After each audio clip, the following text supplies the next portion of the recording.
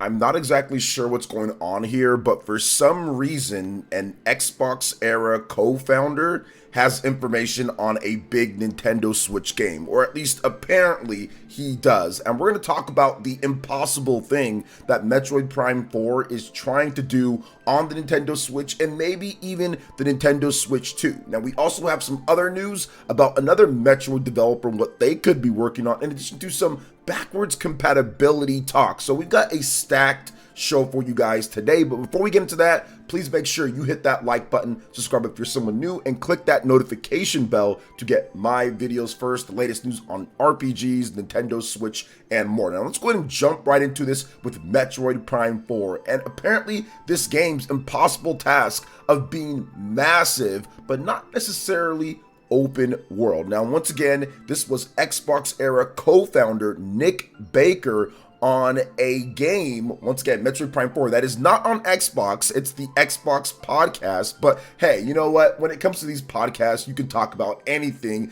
nowadays, especially since there hasn't really been too much in terms of game releases with Microsoft. So let's go ahead and get into what he had to say on here, and I think it's very interesting because he's actually hyping this one up quite a bit. Quote, "In addition to the game looking visually unbelievable, said source also claimed that Metroid Prime 4 will also feature big, massive areas. Baker says that though he doesn't believe the game is going to be open world, it will have significantly larger areas than previous titles in the series. According to Baker, the person seeing the game in action apparently said that the size of the environments reminded them of Halo Infinite's big and open environments, though Halo Infinite really was open world, of course. So maybe it's more in line with what maybe Blood Gulch was, or maybe more in line with what the first area was in the original Halo, like how that was open, not necessarily open world the whole thing, but open-ended areas. Once again, hypothetically speaking, it's a rumor, so take it with a grain of salt, but at the same time, like, it's one of those things to where Metroid had been moving kind of closer towards those huge areas. I do think that Metroid Prime 1, 2, and 3 were kind of claustrophobic at times, but with bigger hub areas to explore and everything. So for them with Metroid Prime 4 to bump it up and have even bigger areas that you can explore, that's not necessarily something that's like, oh my gosh, unbelievable. That is very believable that they would have bigger areas to explore, but not necessarily a open world game. Now, I do have a couple different things to add with this that can kind of maybe put a little bit more into it. Now, Nintendo and Retro Studios, they've been hiring a lot of big industry vets. They've got guys that worked on Call of Duty, that worked on Uncharted, that have worked on some of the biggest games in the industry. And if you want to build a first-person shooter adventure game, you're going to need that type of talent, especially if you're working on a system like the Nintendo Switch. You're going to want to have the best people working on it to make it look incredible, but then again, also to make it play incredible and the game to be designed well and to be able to maneuver and play the game the best way. You're going to have that top talent, and it's going to take some extra time. So the thing about this, whatever this person saw, was that a Nintendo Switch game? Was it a Switch 2 game? And that's the big question that many have when it comes down to it. What type of game is this? And I personally think that this game will be a cross-gen title. I do think that it's going to be on the standard Nintendo Switch, and Nintendo is absolutely prepping a Switch 2 version of this game. Now, when Nintendo showed off their recent forecast and it had Metroid Prime 4 TBD, to be decided, and people still saw that it was on the Switch, some got upset because they felt that the game should take advantage fully of the Nintendo Switch 2, but you have to realize that this game was a Switch game through in and throughout. So even if it does get brought over to the Switch 2, its roots are still going to be in a Switch game. It's still going to be a game that started on the Switch. They started making the graphics on the Switch. The game was developed on the Switch. So you really can't shake that. It's almost like God of War Ragnarok, right? Or it's almost like Horizon Forbidden West. Games that were started on the PlayStation 4 and then brought over to the next systems. And yes, they're going to look great and everything, but there were still the roots on the previous system. So I think that they can do a very similar thing with those games, or like what Nintendo's done before in the past with The Legend of Zelda Twilight Princess or The Legend of Zelda Breath of the Wild. They're going to have to do a cross-gen release. So we'll have to wait and see exactly what they do, but Nintendo and Retro Studios have the right talent in place. They've obviously taken a lot of time to get this right. I think that they're going to take as much time to get it right because we saw what happened with a game like Pikmin 4, where it took forever for that game to come out. Remember, they were talking about that game coming out back in 2015, but they waited and waited and waited and got everything right, and it's blown up. Pikmin 4 is Nintendo's new big AA franchise pushing on the AAA in terms of sales. Now, it's not going to get up to 10 million units like some of their games, but it's doing way better than any previous Pikmin game because they waited, they made sure that they nailed everything down with that game, and it came out in a perfect opportunity and time for them.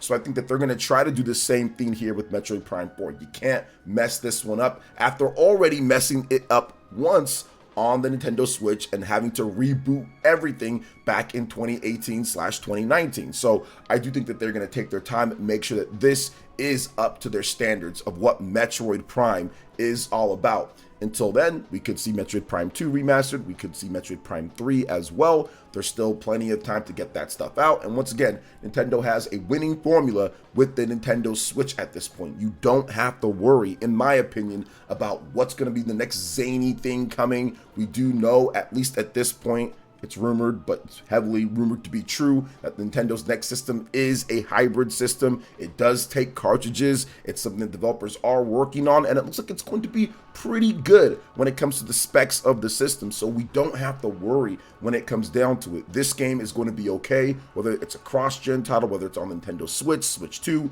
there's going to be some awesome stuff to talk about and discuss. So to me, these huge open areas and this game looking unbelievable, pulling off this task with Metroid that seemed impossible is absolutely going to be possible no matter what Nintendo decides to do with it because of the time they are taking to make this game. But speaking of time to take to make a game and Metroid, let's talk about Mercury Steam. So rumors are floating in the wild that another 2D Metroid game is absolutely in development, but Mercury Steam has 2 unannounced games that they are working on. So now that Mercury Steam finished Metroid Dread a number of years ago, a lot of questions about what they're going to be doing next. Obviously, they did Metroid Samus Returns, they did Castlevania Lords of Shadow, they've done some great stuff before, but what are they going to be doing next? Now, according to a financial report from Nordisk Games, which owns about a 40% stake in Mercury Steam, which I had no idea that somebody else owned a 40% stake in Mercury Steam, so you learn something new every single day, guys.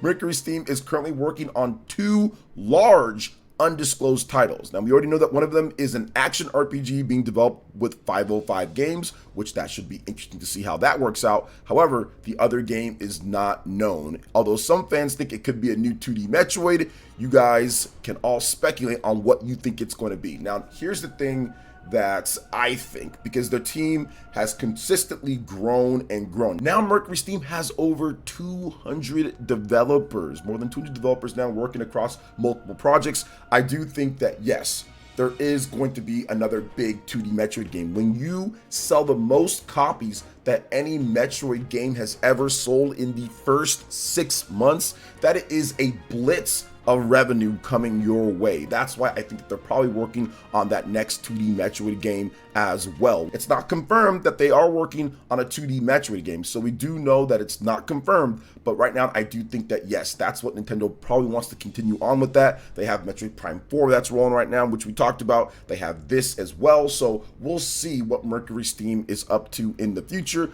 but my guess is that Nintendo probably isn't going to reveal that 2D Metroid game for a while. Like, I wouldn't expect that 2D Metroid game to be revealed soon or to be revealed like at the Nintendo Switch 2. I think it's going to be a game that's going to be in development for a number of years, and it's going to be far more crazy than what Dread had in terms of graphical prowess and what they're doing with the game. I think it's going to be a much bigger game. Metroid Dread is a game that doesn't take too long to beat. I mean, people can beat it obviously really quick if you're speedrunning, but I think it took me around 14 hours to beat, and that was me actually exploring and not rushing through the game. So I think that they're going to try to double that length, or they're going to try to make it to where it's like a 20-hour game standard for most people with exploration. So I think it's going to be a much bigger game, better graphics. Obviously, they're going to do a bunch of cool stuff with the story. So yeah, I feel that 2D Metroid is back and it's here to stay this time around. So I'm looking forward to that. But speaking of something that's here to stay, let's talk about backwards compatibility, because that has been the big talk with a lot of different channels and what's going on here. And the Take-Two CEO talks about backwards compatibility with the next Nintendo system. And I find this comments to be very interesting, because it kind of seems like he's alluding or foreshadowing that, yeah, it's going to have it, which I don't know, this discussion is just weird in the first place. I don't know, Nintendo's making a Switch follow-up successor that also takes cartridge slots, that also uses Nintendo accounts that have already been carried over from the previous system. And, you know, I just feel that it's going to have it, but let's discuss it a little bit more. Now, Mr. Zelnick talked about backwards compatibility on Nintendo systems, and if there's negative things or positive things, and the impact that it has on publishers like himself that are selling $50 copies of Red Dead Redemption, right? So let's talk about this. Quote, "I'm not sure. You need to give consumers what they want and optimize their experience. And you can't not deliver a feature you're able to deliver so as to maximize sales. That isn't fulfilling your contract with consumers. You have to do the very best you can for them. I suppose it's possible the lack of backward compatibility could enhance your revenue for a period of time, but at what cost? We're not a hardware manufacturer, so we don't get to make those decisions. But I think if you can be compatible technically, then you want to be. However, in certain instances, if the leap forward is great enough, that's not a possibility." So that was what he had to say there. Obviously, he's kind of moving all around there a little bit, but essentially he's saying like, hey, this is a feature that you should have. It should be in there, but at what cost, right? Like, yeah, you can sit there and say no backwards compatibility just because we want to sell the same games over again. But I think that's not really going to be a great idea in the long run for your system sales. People are going to be like, all right, well, it's not compatible with what I'm playing, so I can wait before I want to play this. Or some people will be like, okay, I want to get this new system. I can trade in my old system and buy this new one. Both Microsoft and Sony have backwards compatibility, and it wasn't a problem. It's not a problem. So I don't understand why this becomes a problem now at this point. And backwards compatibility has been a thing in this industry for decades now at this point. Nintendo, with their modular systems, going all the way back from the Game Boy to the Game Boy Color, from the Game Boy Color to the Game Boy Advance, from the Game Boy Advance to the Nintendo DS, to the DS to the 3DS, all of their portable style systems had backwards compatibility for a bit there at launch, and then maybe a new model would launch without it, but they all started with it. So I don't really see any issue with this. I don't see Nintendo not doing it based off their history with any type of portable system. The Nintendo Switch is a hybrid system, but it's based or rooted in portability and cartridge based. So Nintendo's cartridge based portable systems,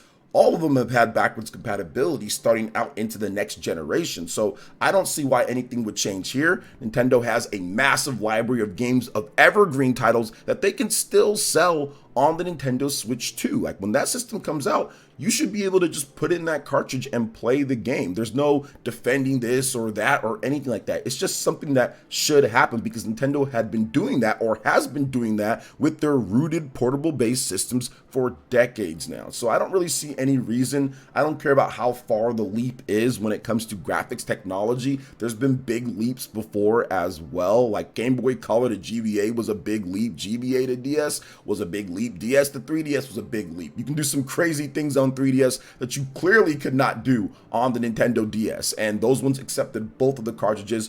I expect it to be something very similar to that, in my opinion. I think it's going to be something very similar to the DS, to the 3DS, when it comes to what they do and like the cartridge slot and how it's going to look with the cartridges. Yes, you got to get some things considered. Yes, there's going to be a power jump. Yes, that's going to be tougher to do. But at the end of the day, Nintendo, out of all of these companies, Nintendo has the biggest reason to do it because their games sell for way longer periods of time. So somebody that buys a Switch 2 or 3 years from now, they can still buy that same Super Mario Odyssey cartridge and it'll be fine. I don't really think that you gain any type of benefit or there's some type of sales stuff by reselling the same games that a system sold 100 million copies plus of. People already bought the games and bought the stuff on the regular Nintendo Switch. They're not going to completely rebuy the same big selling games over and over. You got that with the Wii U to the Switch because nobody bought the Wii U. So it made sense there, and the format change was very different. But the Switch to the Switch 2